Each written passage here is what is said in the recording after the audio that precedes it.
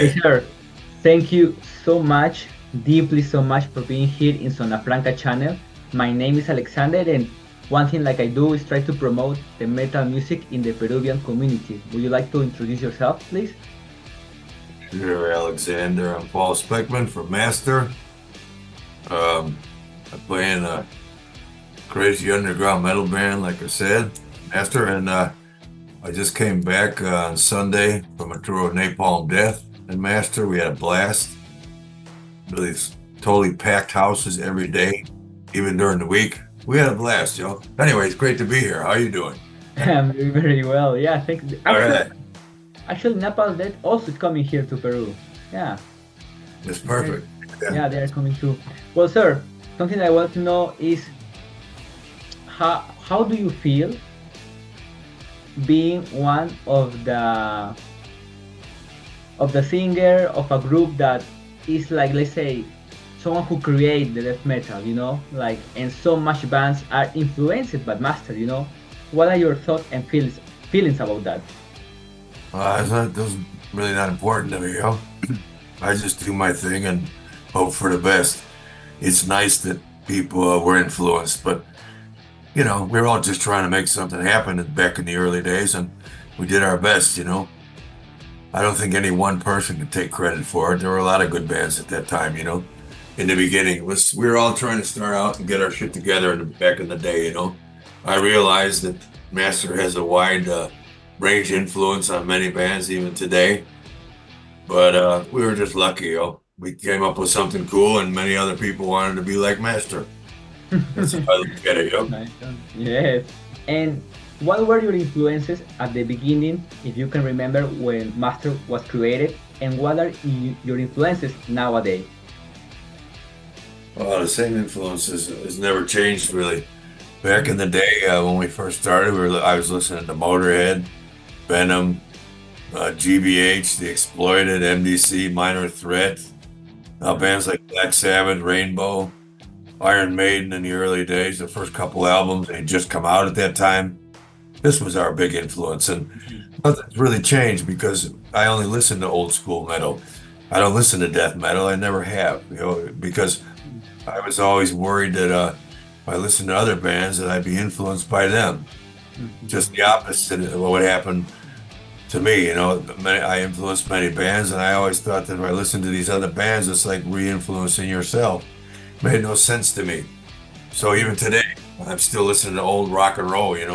Deep Purple, early Judas Priest. I like this old stuff. I'm an old guy, so You look yeah, young, man. I'm 60 Yeah, years old. So I'm listening to old stuff, and that's never gonna change, yo.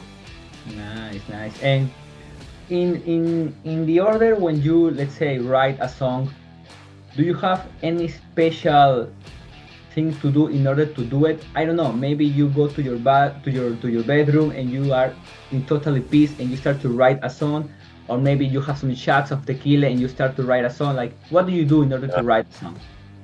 Uh, I pick up my guitar like right now, and I don't pick up my guitar very often. Maybe once every 4 or 5 months, yo. And Wow. I'll just start playing.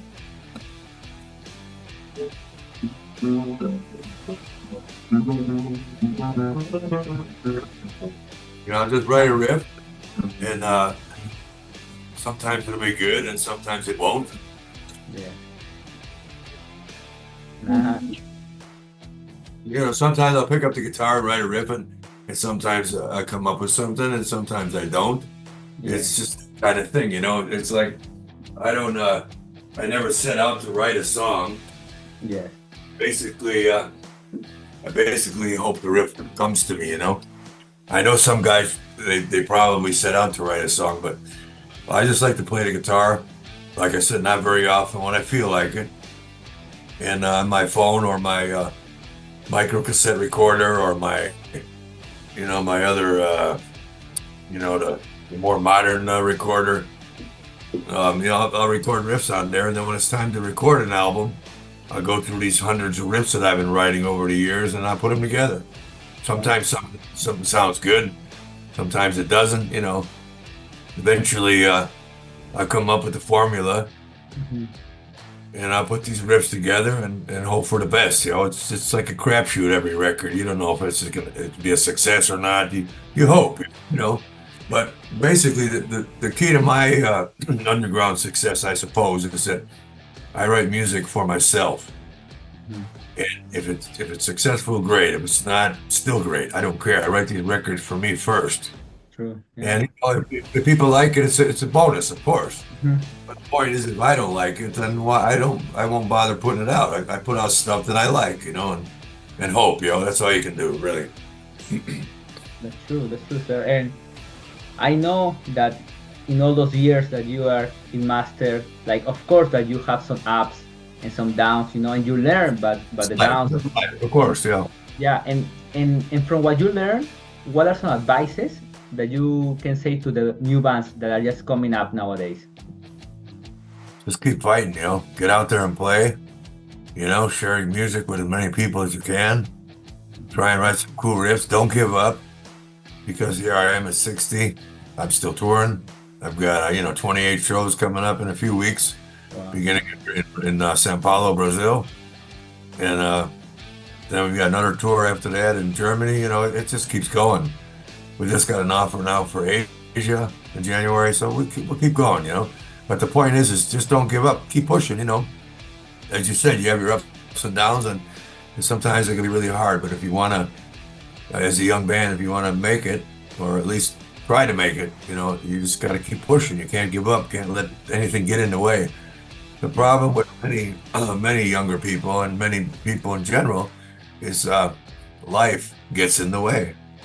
And so you have to decide, do you really want to do this, or do you want to change your life? You have to decide. And that's an early decision that I made early on in life, that I wanted to play music, and that's why I'm here today, 40 years later, really. Wow. So, and that's something that I want to ask you. Do you think that as a musician nowadays, they must to focus just on doing music with the bands, or they should also have a normal job? Because at least in Peru, it's way too difficult to live as a musician, you know? Well, it's way too difficult to live as a musician anywhere. I've been lucky, but there are plenty of guys like, even the drummer of my band, he has his own company, the new drummer. He's a young guy and he's got his own company, and good for him. He has a second way of life. He has a family. And the point is that many musicians out there have a job and play music as a hobby. And sometimes, like with me, you get lucky and you don't have to work a second job. I just play music. I've been doing that for about 20 years now. But it wasn't always like that. I used to work too. Eventually, I got to a certain point where I didn't have to anymore. But the point is I would say, yeah, it wouldn't hurt to have a side job, just in case it doesn't work for you. Yeah. Back in the day, I would never say that. But now, looking back on it, it doesn't hurt to have a side job for the younger guys. You want to survive, you got to work too. That's true. And what do you think when you perform? And do you see all those guys with their cell phone film you and tape you? Do you think that's okay, or do you prefer that they can enjoy the show? That they can enjoy the show. I don't think about it. I don't care. That's the modern world today, Who has time to think about that? I'm just thinking about getting through the next song. Yeah, I'm not thinking about who's taking a picture, who's filming me. I don't care anymore. It's a new generation, You can't worry about this stuff, You gotta let the stupid stuff go and just enjoy yourself and play your songs, And how was, if it was, difficult for you, the social media? Because I know that when you started Master, social media was nowhere, but nowadays that social media is so important for you, was like a little bit difficult to create an Instagram, to post photos and videos, or how was it? Well, back in the day, you had to do everything by the post, or by the telephone. It's much more difficult. Today is easy. Yeah. But I will say the good thing about today is that social media, I'm selling products every day. For years now, people are buying shirts and hats and CDs and vinyl every day. Yeah. For the last 10 years or something. So I'm making a fortune from social media. I can't complain at that. Why would you complain about that? But yeah, it was much much more difficult back in the day when I was young. Yeah, sure. Today, you got a better chance to get your music out there. So if you write some good songs, maybe you make it. And what are your thoughts about how is South America metal crowd? Because of course us are different from, I don't know, other continents, you know, like for you what makes us special South American people? They're into it. They have more energy. They're more into the music. Europe was the same way 20 years ago, but it's a long time ago. It's like South and Central America, Mexico as well. They're like maybe 15 years behind here, which is a good thing. This is why I enjoy going there, because they still appreciate metal.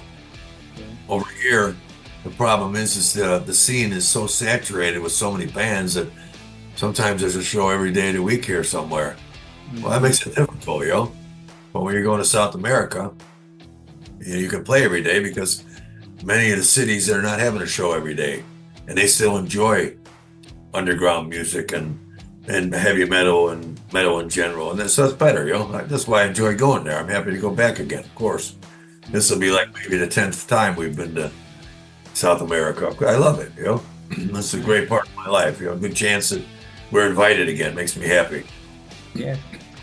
And well, as you know, there must be a time when like a musician has to say, okay, this is enough, now I have to rest, you know, I don't know, probably when you have 90 or 80 years old, I don't know. But Yeah. yeah, but what is the legacy that you would like to leave to the fans when that time will come? I just want everybody to know that I did my best and to try and create some cool songs that will live forever. And I think some of the songs will live on forever. That'll be my legacy, really. And I want everybody to know that I gave it my 100% until I couldn't do it anymore, yo. Which is the best legacy to leave behind, you know? Yes, it's to make people happy. That's the best legacy, you know? Yeah, this is why we play music. It's making people happy and, of course, making yourself happy as well. It's great. Well, sir, this question that I'm gonna ask you, I do to all the bands, and you have to be very honest, okay? And it's like this: if you have one day left on the earth, with which artist, dead or alive, and what song, any kind of song, pop, rock, metal, jazz, whatever, you would like to play with? Jimi Hendrix, shit. Maybe Jimi Hendrix, Lemmy, who else? I don't know. Jimi Hendrix, Lemmy, maybe Bill Wyman. You know, a big band of, a lot of musicians together, you know. Like an orchestra of metal, you know, and rock.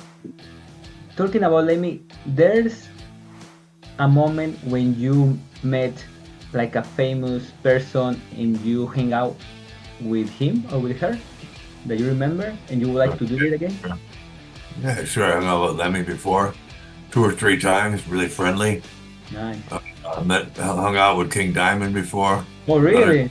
Wow. Another guy, very friendly. Had some fun. Back in the day, I met a lot of people when I was younger, you know. A lot of the bands that were coming through Chicago, you had a chance to meet. I met Ozzy Osbourne before. Nice. I hung out with Steve Harris a couple times, like back in, like on the Number of the Beast time, you know. Wow. I sit around and drink beers with Steve Harris. I did that on 2 occasions. He was very friendly as well. So there are some famous guys out there that I've met before. They were really cool. Nice. You know, you meet these people and some of them are really cool, real friendly, down to earth, you know. Sir, us as a Peruvians, what are we expecting the day of the concert for you guys? They're expecting us to kick some fucking ass and play songs from the first 2 albums. That's exactly the plan, you know. We've never been there before. We're going to give it our best shot that day, you know. You have to try out our some dishes, you know, some Peruvian dishes, some alcohol, typical, yeah, man. Okay. I like alcohol. That's okay. You have to. Yeah. Well, sir, thank you really so much for this interview. Oh, thank you very much. So much. Yeah. I can wait to see you in the concert. Would you like to invite all the Peruvian metal crowd for the day of the concert, please? Yeah, just want everyone to come out and appreciate it and support, you know. You know, you got to support the metal scene. We want to keep it alive, you know, of course. Yeah, really. I look forward to seeing all you people. Yeah, of course. Yeah. Thank you, Maser. I hope to see you face to face. Hope to see you a present for myself. God bless you and see you the day of the concert. You too. See you soon. Thank you very much. Bye. Thank you so much. Bye. Bye. Okay.